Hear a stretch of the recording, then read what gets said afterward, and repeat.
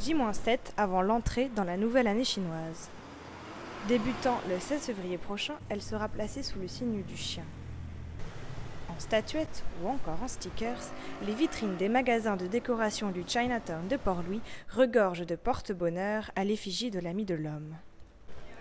Les vendeurs s'activent déjà pour mettre en ordre leurs magasins, car les clients sont déjà là. Une forte demande. 638. 638. Après 175. Se fait aussi sentir sur la nourriture et surtout sur les gâteaux traditionnels comme la cire. À Maurice, on appelle la cire, ça ressemble à la cire, mais au fait, ça s'appelle le nian cao. C'est fait sucré, c'est fait à base de pâte de riz. Cette année, la fête du printemps sera célébrée sous un nouveau jour.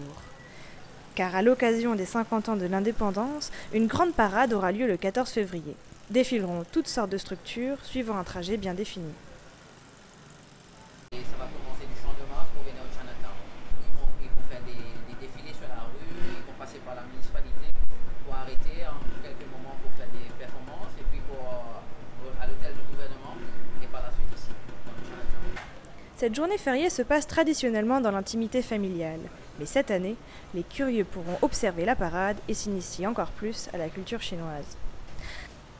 Ils vont faire ça 2 jours avant, comme ça il y a plein de gens. Parce que normalement à Maurice on profite avec les fêtes, c'est pour faire connaître et nous partage de culture. Surtout dans la culture chinoise on aime bien partager.